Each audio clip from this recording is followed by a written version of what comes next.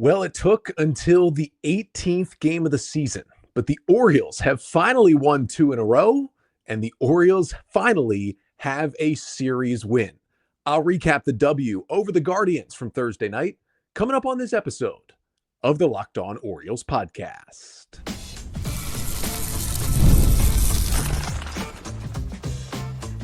You are Locked On Orioles, your daily Baltimore Orioles podcast. Part of the Locked On Podcast Network, your team every day.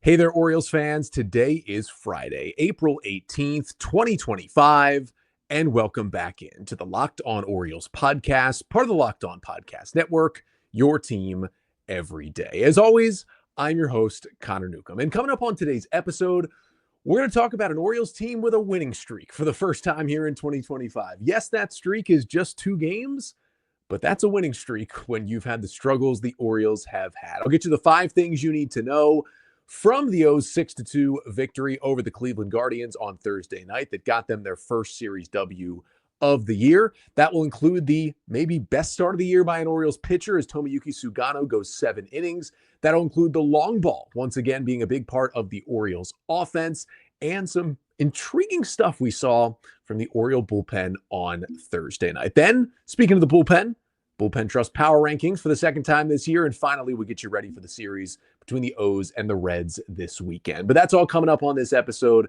of the Locked On Orioles podcast. Before we get there, though, just did want to thank you for making Locked On Orioles your first podcast listen of the day. We're free and available on all podcast listening platforms. Make sure to subscribe, leave a 5-star rating and a review, whether it's Apple Podcasts or Spotify. And of course, we're here on YouTube. Make sure you like, comment, and subscribe to the Locked On Orioles YouTube channel. And if you want to talk ball, questions about the Orioles, whatever it may be, you can always email me, lockedonorioles@gmail.com. So let's jump into it. Final score from Thursday night at the Yard is the Orioles 6 and the Cleveland Guardians 2. It took until April 17th. It took until the 18th game of the year. But with the Orioles win, not only does it get them to 8-10 on the season, but it also gives them back-to-back wins for the first time this year. And it gives them their first series win of 2025. After dropping the opener, they win the final 2 to take 2 out of 3 from Cleveland.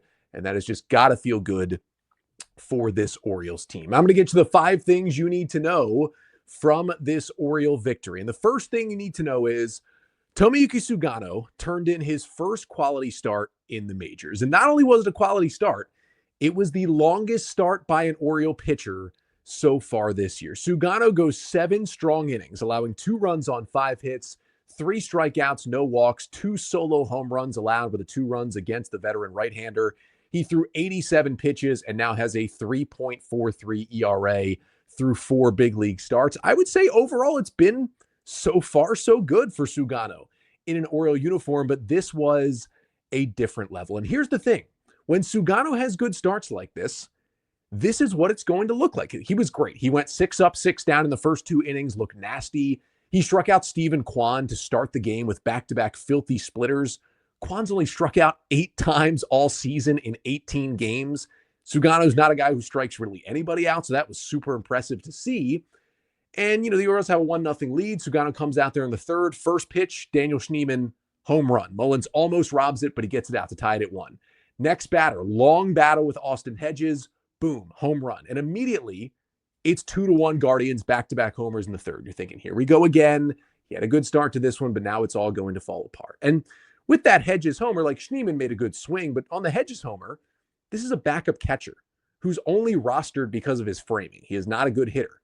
But Sugano learned that, hey, even against a backup catcher who's not a good hitter, you cannot hang a right-on-right splitter down the middle to a major league hitter, especially one with, despite Hedges' inability to hit, he does have some pop in his bat when he connects.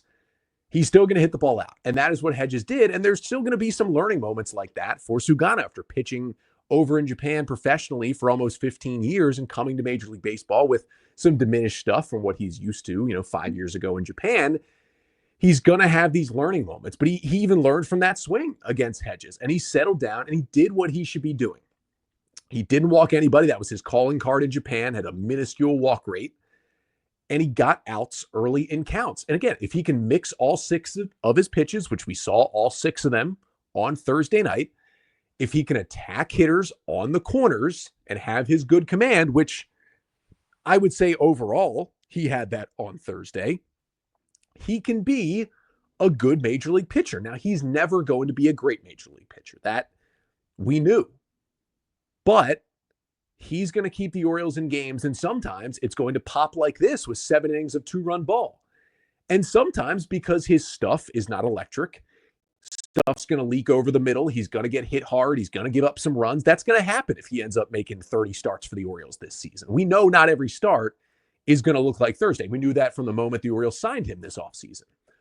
But if more starts can look like this one and the one he had in Kansas City a couple of weeks ago, this is going to end up being a really good signing for this Orioles rotation. And this is just what the doctor ordered for the O's. To get 7 innings from one of their starters, for it to come from Sugano, is just huge, huge, huge. And if he can continue to hit the corners, like, this is going to happen sometimes as well. He's going to frustrate opposing hitters.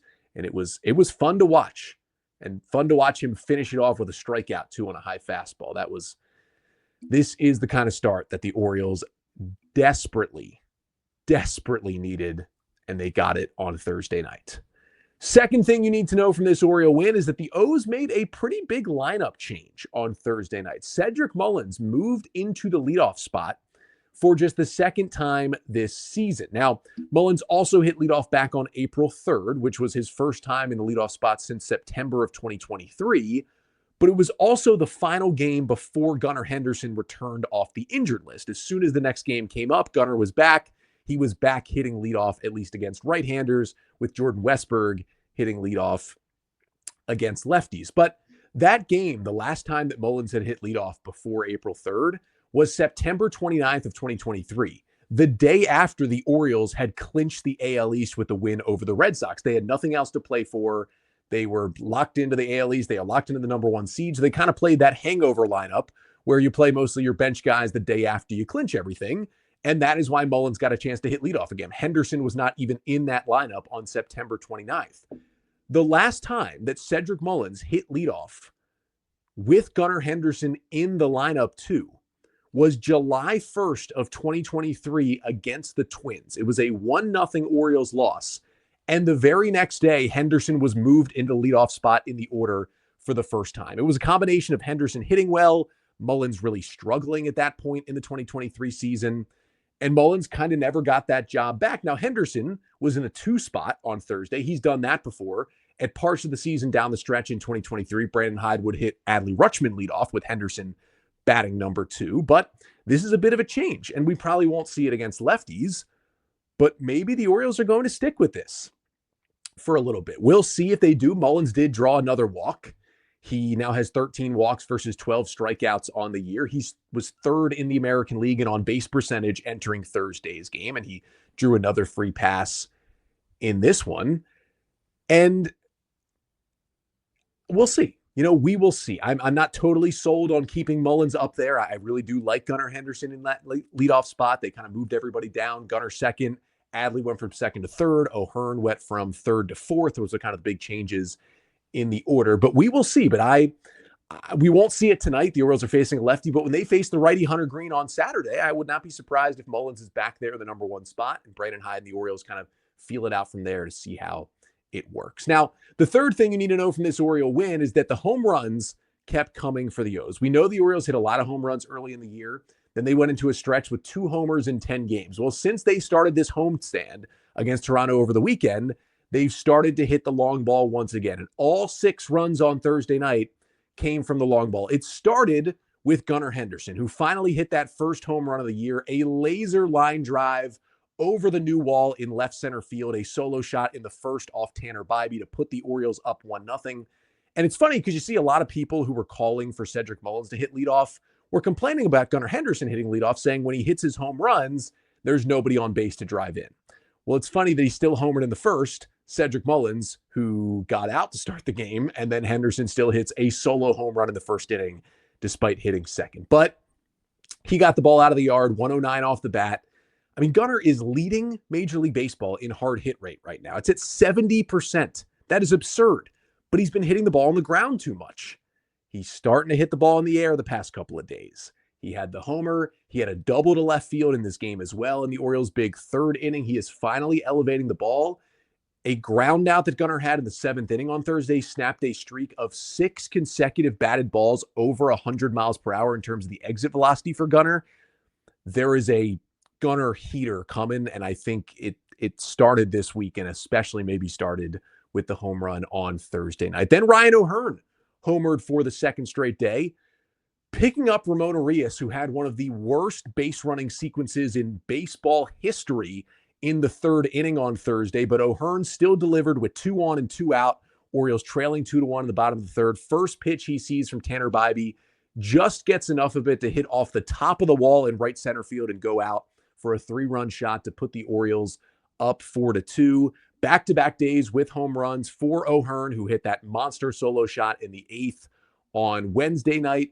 That was great to see from him. And then Heston Kjerstad had a huge 2-run shot for insurance in the 6th. It was the final pitch that Tanner Bybee threw for Cleveland in this one. 1 on, 2 outs, 4-2 game, just hung a changeup down the middle, and Kjerstad obliterated it into the bleachers in right center field to make it a 6-2 game. That was awesome to see. 106 off the bat, 400 feet. He's been hitting the ball really hard, has Kjerstad this year. It hasn't really turned into hits and homers. Now it's starting to the past couple of days. Also drew his first walk of the season in this game as well. Good signs for Kjerstad, because as we said, with Colton Cowser out and even Tyler O'Neill, who's missed the past couple of days, Kjerstad's going to be playing pretty much every day, at least until Colton Cowser comes back. And to see him start to swing it like that is really, really big for this Orioles order. Now, speaking of Tyler O'Neill, the fourth thing you need to know from this Oriole win is that O'Neill was out for the second straight game. He was originally in Wednesday's lineup and then was scratched right before the game due to neck discomfort. Ramon Laureano got the start in his place and actually hit his first Oriole home run in that Wednesday night game. But O'Neill apparently was not available Thursday, not in the lineup, didn't come into the game. So in this one, Heston Kjerstad started in left, and Ryan O'Hearn got his second outfield start of the year. He was out there in right field because the Orioles just wanted to play the lefties against the righty Bybee. The other options were either Ramon Laureano or Gulp's Jorge Mateo starting in the outfield on Thursday night. So O'Hearn went out there and it worked out. He hit a homer. Kjerstad hit a homer. Now, hopefully O'Neill can play this weekend because the Orioles will see 2 lefties. They'll get Andrew Abbott and Nick Lodolo, a couple of lefties in the 3 games against the Reds. And we know O'Neill was the second best hitter against lefties in baseball last year behind Aaron Judge. One of the big reasons why the Orioles got him. They're going to want him in the middle of that order against those Reds lefties. Seems like O'Neill, at least what he said Thursday, he was feeling better, hoping to be back in the lineup this weekend. But unfortunately, it was not the worst injury news that the Orioles got on Thursday. They got some bad Grayson Rodriguez news. He was slated to throw his 3rd bullpen on Thursday as he works his way back from that elbow and tricep injury. Well, they shut that bullpen down because Grayson reported some shoulder soreness, and the Orioles sent him in for further imaging to see what's going on. That is a separate issue from what he is dealing with. That is not good. We will talk about it more next week when we get results from the MRI or whatever imaging he gets, but not good news on Grayson Rodriguez we got on Thursday. But luckily, you got 7 innings from Tomoyuki Sugano, and you got an Orioles win. And the fifth and final thing you need to know from that Orioles 6-2 win over the Guardians to win the series on Thursday night is that the bullpen came in and got the final 6 outs. Keegan Aiken got the first 2 outs of the 8th inning. Then Seranthony Dominguez came in, and the only batter he faced, he struck out Jose Ramirez to end the 8th on back-to-back filthy splitters. He fell behind Ramirez 2-1. Dominguez, who had thrown a changeup previously in his career, kind of changed his changeup into a splitter this year, but had only thrown it twice all season. Well, he comes out against Jose Ramirez in the 8th inning and decides it's splitter time, throws a nasty one that Ramirez chases below the knees for strike 2, and then threw one that moved way down, way away from Ramirez, who just flailed at it for a swing and a miss at strike 3. One of maybe the nastiest pitch I've seen Seranthony Dominguez throw in an Oriole uniform. The first one he threw had 11 inches of induced vertical break. That is Felix Bautista splitter level of movement. So watch out for that pitch from Dominguez, who needed something to get lefties out, and that seems to be the pitch. And then speaking of Felix, he was the one who came in to close it out. Now, once again, not a save situation. Orioles leading by 4 heading into the top of the 9th, but Brandon Hyde got Felix back into the game. And It was a little shaky again. He gave up a walk. He gave up a hit. He was spraying the ball, but after first and second one out, got back-to-back strikeouts on the splitter to put up a 0, finish the game, finish the win. All's well that ends well. And the Orioles finally, for the first time in 2025, they win a series, taking 2 out of 3 from the Guardians. And honestly, the Oriole bullpen was solid over the past 3 nights in this series, but it really wasn't the main reason they won this series. It was mostly because the offense got going. But before this series, the Oriole bullpen had been great. So let's do another check-in on the Oriole bullpen. My second edition of the Orioles bullpen Trust Power Rankings are coming up next. But first, this episode of the Locked On Orioles podcast is brought to you by Upwork. Scaling your business requires the right expertise at the right time. With Upwork, you can find specialized freelancers in marketing, development, design, and more. Experts ready to help you take your business to the next level. Upwork gives businesses flexibility by connecting them with top freelance talent across multiple industries, including IT, AI, web development, and marketing. Whether you need extra hands for a project or a long-term partner, Upwork makes hiring simple and affordable. And you can find the right talent. If you need help with a marketing campaign, Upwork can connect you with a freelance expert who can deliver incredible results. And posting a job is free and simple on Upwork. So visit Upwork.com right now and post your job for free. That is Upwork.com. Upwork.com to connect with top talent and grow your business today. So the Orioles bullpen got it done with 2 scoreless innings on Thursday night. They were also scoreless in the win on Wednesday as well. So let's do another check-in. The Orioles bullpen trust power ranking, as I do this basically every 2 weeks during the season. This is my second edition of the Orioles bullpen trust power rankings. How does it work? Well, I take every reliever on the Orioles active roster at the moment, and I place them into 3 categories. There is trust, there is maybe trust, and there is don't trust. The trust relievers are the guys that if Brandon Hyde put them in a close game, late, high leverage, I would expect and trust that they will get out of that inning with the lead intact. The maybe trust is a couple different things. It could be guys who are either performing well, but it's been mostly in low leverage, and I'm not sure if I would put them in the 8th inning, but if they're in the 5th or 6th, I'm feeling fine. Or maybe trust is guys who in the past have been in trust, but are starting to struggle a bit in those high leverage. So maybe they're backing off them a little bit and I put them in maybe trust. And then there's don't trust. That is pretty self-explanatory. That is, I do not trust them at all. Please do not put them anywhere near an important situation. So let's start with trust. Now, remember, the Orioles at the moment are carrying an extra reliever. That's going to happen until Saturday. They have 9 relievers instead of the usual 8. So I'm going to put all 9 in these rankings. And let's start with trust category. I've got 5 relievers in there. We start with Yennier Cano. He's been fantastic this year. 7 1/3 innings, 4 hits, no runs, 7 Ks, just 1 walk. He's been great in multiple roles. He's kind of looking like his 2023 All-Star self right now. Did a great job of getting out of a huge jam on Wednesday night. I'm trusting him in any spot right now. How about Brian Baker, number 2 in the trust category? How about Brian Baker, who was the final reliever to make this team this year? 8 2/3 innings, 1 run on 6 hits, 10 strikeouts to 1 walk for Baker. He's leading this Oriole bullpen in strikeouts. He's been incredible in middle relief roles. He's stranded all 7 runners he's inherited so far this season. The changeup looks great. The fastball's got good velo. This is the best slider he's ever thrown. Brian Baker is a changed man. I think he's going to get more and more high leverage spots later into the game if he continues to pitch like this. Number 3 in trust for me is Gregory Soto. Now, I know the last 2 outings haven't been great. It's 7 innings, 3 runs, 8 hits, 10 strikeouts, and 2 walks for the Orioles' top lefty. He did give up 3 runs on Sunday. Then he gave up a couple of hits in the outing on Wednesday, but it's just because he hasn't been missing bats. His stuff still looks nasty. He's been the Orioles' best strikeout pitcher. He's been their best lefty. It's a little rough going, but not bad enough for me to move him to maybe trust. I still am perfectly fine with him facing some tough lefties late in the game. Number 4 in trust is Seranthony Dominguez, who came in and threw those nasty splitters on Thursday. 7 1/3 scoreless for Dominguez on 1 hit. You're thinking, why is he not number 1 in trust?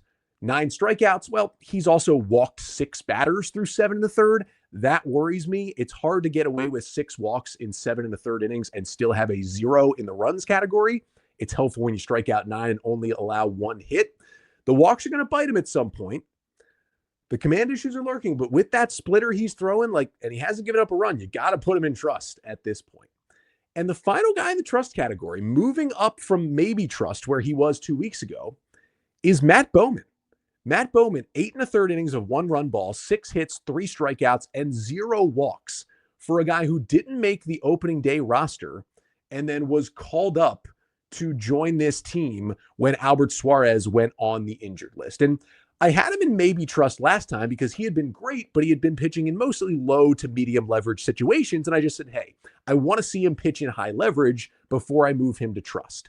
Well, he pitched the top of the 10th inning in a tie game on Sunday, and he did allow the zombie runner, the unearned run to score. But I thought he looked really comfortable and good in that high leverage spot. And that was enough because he's been so good otherwise for me to put him as my final guy in the trust category. Now we move on to maybe trust. I've got 3 relievers in maybe trust. Number 1 is Felix Bautista. We saw him again on Thursday night, 5 innings, 4 hits, 2 earned runs, 6 strikeouts, and 6 walks for Felix so far, coming off of Tommy John surgery.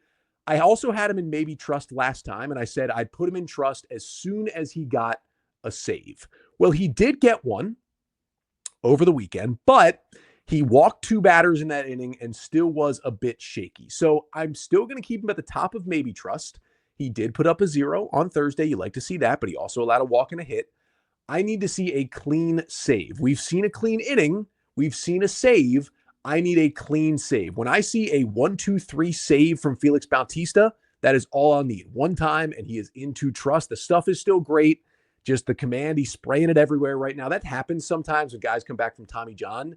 Generally, the research has shown lately that the stuff actually returns before the command for pitchers coming off Tommy John surgery. And we haven't seen the velocity come back, but other than that, yeah, and he's throwing 96, 97, but that's basically what we've seen from Bautista. Velo's a little down, but stuff overall is good. And he was up to 98 on Thursday. It's just his only pitch he's commanding right now is the slider, like the splitter and the fastball. He's still spraying those pitches a little bit. Number 2 in maybe trust is Keegan Aiken. 9 2/3 innings, 3 runs, 7 hits, 9 strikeouts, 5 walks, and a home run. He was great Wednesday in low leverage. He looked really good. The 2 outs he got on Thursday. So that's inching him up this list a little bit. He had some struggling outings. It's a 13% walk rate right now. It was a 6% walk rate last year. It took him until May 12th to get 5 walks last season. He's already got 5 walks here in mid-April. A month earlier where he's walking batters. That's not great for Aiken. He's still not fully into the high leverage spots. I'm fine with the role he plays right now in this Oriole bullpen. I need to see him kind of lock it back in before I put him back into the trust category where he was in my first edition this year. And then the third and final guy in maybe trust is Scott Blewett, who the Orioles claimed off waivers on Monday. He got into the game on Tuesday in low leverage, but it was an inning and 2/3 scoreless, 1 hit, 2 Ks, and no walks. He was throwing some disgusting sliders and splitters. I really liked how he looked in that outing, but again, it's been one low leverage outing. And to be quite honest, the Orioles are going to need a pitcher Saturday. We'll talk about who it's going to be, but more than likely the corresponding move will probably be to DFA Scott Blewett. So the O's may try to get him into the game here on Friday. Hope they can sneak him through waivers and keep him in the organization. But I did like what I saw enough to say, hey, throw him in the maybe trust. And for the second straight edition, the only pitcher in Don't Trust is Cionel Perez. It has been an unmitigated disaster so far this year. 6 1/3 innings, 12 hits, 10 earned runs, 3 strikeouts, 8 walks, a hit batter, and a home run allowed for Perez. He has only 1 scoreless outing this year. And in that outing, he walked the bases loaded and then got a ground ball double play to get out of it. Otherwise, he allowed at least 1 run every time he has stepped on the mound. The command is terrible. The stuff is still good. He's not getting hit hard. He's got one of the lowest hard hit rates in this Oriole bullpen. He just can't throw the ball in the strike zone. And so guys are just sitting on certain pitches. And when they get them, they're putting them in play and bad stuff is happening to Perez. I don't think it's totally over for him. But I mentioned with Scott Blewett probably getting DFA'd, I also wouldn't be surprised if instead of that, there was some sort of phantom IL situation for CNL Perez coming up on Sunday when the O's do need to call up a starter. Excuse me, on Saturday when the O's need to call up a starter. But that is the Bullpen Trust Power Rankings. Let me know right here in the Locked On Orioles YouTube comments. Was I right? Was I wrong? Where would you put in those three categories, trust, maybe trust, and don't trust, among the 9 Orioles relievers currently on the roster? But those 9 relievers will at least be on the roster for tonight when the Orioles welcome in the Cincinnati Reds. We'll preview that weekend series to finish off the show coming up next. But first, this episode of the Locked On Orioles podcast is also brought to you by Supply House. Get the supplies you need from the site made for the skilled trades, Supply House. Whether you're in plumbing, HVAC, or electrical work, Supply House is the reliable way to order products online. Their easy-to-use website is packed with helpful resources and the latest product info to help you get the job done right. Plus, with a complete inventory of over 200,000 parts from 400 top brands, you'll find exactly what you need delivered fast from coast to coast. And you need help with an order? Supply House offers expert support and industry-leading service, so you'll always talk to a real person. And for trade pros looking for an extra edge, their free Trade Master program offers exclusive perks, like a dedicated phone line, free shipping, and discounts on every order. Thousands of skilled professionals are already taking advantage. Now it's your turn. Join the Trade Master program today at supplyhouse.com/TM and start ordering plumbing, HVAC, and electrical supplies with just a few clicks. Plus, use promo code SH5 for 5% off your first order. That's at supplyhouse.com. So it's the Orioles and the Reds coming up this weekend. The O's coming into that series on a winning streak, winning 2 of 3 against the Guardians. The Cincinnati Reds 9-10 on the season, coming into this one, suffering a devastating loss on Thursday at home against the Mariners, where they gave up 2 in the 9th and 4 in the 10th to end up losing that game to Seattle. Here are the Reds stats to know as they come into this game. They were 4th in bullpen ERA coming into Thursday. That has ballooned a bit at 2.89, but it comes with a huge gap in their FIP at 4.17. Go back to an episode earlier this week where I kind of talked about FIP and the importance of using that to evaluate pitchers. They've been good, but kind of due for a blow-up, and that first blow-up came on Thursday, so hopefully that continues into this weekend. Graham Ashcraft had been really good. He gave up 4 runs.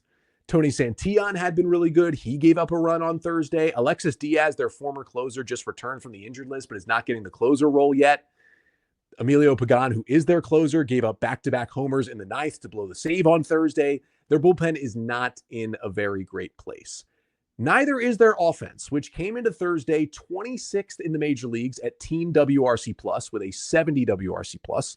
Also 26th in team on base percentage and dead last, 30 out of 30 in team hard hit rate. So it's not like they're just getting unlucky. Their offense has been bad. Matt McClain, their young middle infielder, and then Jose Trevino, who they acquired in a trade with the Yankees this offseason as their starting catcher. Those two have been hitting. That's kind of been it. Ellie De La Cruz, their star shortstop, has just been straight out bad, not just offensively, but he made multiple bad defensive plays the last couple nights. Really, in that series against Seattle, Ellie was just terrible. Now, here's a funny stat.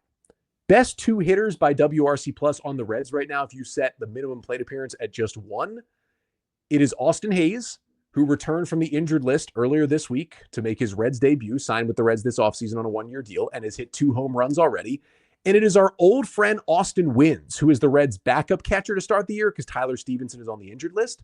And Wynns has been awesome when he has been in the game. So the 2 old Baltimore Austins are hitting in Cincinnati as well. But they are a really good defensive team. They are top 5 in outs above average and fielding run value. That's the way they've been winning games. Good starting pitching and good defense. Speaking of that starting pitching, here are the matchups for the weekend. Friday is a 7:05 start on MASN 2. It is the left-hander Andrew Abbott against Orioles left-hander Cade Povich. Abbott, who started the year on the injured list with a shoulder strain, he returned to face the Pirates last weekend for his first start of the year. 5 innings, 2 hits, 1 run, 5 Ks, and 2 walks for the left-hander. Now, he only throws 91 from the left side, but he has some of the best induced vertical break, the best ride of any fastball in baseball. I talked about what that ride induced vertical break means earlier this week. Kind of got that rising action on the fastball. So even though it's only 91, It gets up on you quickly. Guys swing and miss at it a ton. And it's a pretty good changeup to righties, too. Now, righties have always hit him better than lefties, so expect the Orioles to put a few right-handers in that lineup against the lefty tonight. And he'll go up against Povich, who will hope to kind of get things back on track as he faces one of the worst offenses in baseball. Then on Saturday, it is a 4:05 start on MASN 2. Hunter Greene takes the ball for the Reds. The young right-hander has been, without a doubt, the best starting pitcher in Major League Baseball this year. 3 starts, 27 and 2/3 innings, and just 1 earned run allowed all season. 2 starts ago, he went 8 2/3 scoreless against the Giants. Green's completed at least 7 innings in all 3 of his starts this year. It's a 99-mile-per-hour fastball that he'll run up to 102 at times. Plus, it's a slider with a 50+% whiff rate. That is absurd. And a solid splitter he throws to lefties. It's going to be tough for the Orioles offense. Greene has been incredible this year. And for the Orioles, they have it listed as TBD for Saturday, but this will be the first time since Zach Eflin went on the injured list last week that the Orioles would need a 5th starter. Because of all the off days the O's had built in, they were able to call up a reliever in Eflin's place when he went on the IL and go with 4 starters and 9 relievers for about a week and a half now. That changes on Saturday. They need a starter, and every single sign has pointed to the fact that Brandon Young, the young right-hander, Orioles' number 2 pitching prospect, added to the 40-man roster this offseason, was great in AAA last year, has been great in AAA this year to begin the year, that he is going to get that start. Mike Elias basically alluded to it earlier this week. Young so far in AAA this season, 3 starts, a 2.76 ERA, 17 strikeouts to just 2 walks in 16 1/3 innings. It's a fastball at 94 with big ride. He's got a changeup that gets good swing and miss against lefties, a cutter at 85 that gets some soft contact, and then a curveball and a slider he will toss in there as well. It's kind of a big looping curveball that he throws in for strikes. It's a really intriguing mix. He's a strike thrower. He kind of looks like a veteran starter already, although he's never debuted. Very excited to see most likely Brandon Young on the mound on Saturday. And also remember, Brandon Young, a former guest of the Locked On Orioles podcast. He joined this show back in September. Make sure to go back and check out that episode before he presumably makes his debut this week. And then the series finishes on Sunday, 1:35 on MASN 2. It's another lefty, Nick Lodolo, who gets the start for the Reds. He gave up 4 runs on 4 2/3 innings on Tuesday against Seattle after he had gone 2 straight scoreless starts to begin the year. Not a big strikeout guy is Lodolo. He barely strikes out anyone, but he's only walked 2 batters in 3 starts through so far this year. He's got a really weird moving 4-seam fastball at 93, and then it's a curveball, changeup, and sinker. Nothing's really become the strikeout pitch for him, but once again, righties are better against him. Expect a righty-heavy lineup from the Orioles. And then Charlie Morton's going to get the ball for the 5th time this year for the O's on Sunday. It's kind of do or die for Charlie Morton because Brandon Young's getting called up. Zach Eflin's hopefully returning soon. Kyle Gibson could be ready to go by the end of next week. If Charlie Morton doesn't figure it out and start number 5, he could find himself in the Oriole bullpen sooner rather than later. So hopefully, again, facing one of the worst offenses in baseball will help Morton turn his season around. And then I'll be back with you on Monday, recapping this entire weekend series, which should be some beautiful weather at the yard between the Orioles and the Reds. But until then, I'm Connor Newcomb, and this has been the Locked On Orioles podcast, part of the Locked On Podcast Network. Your team every day.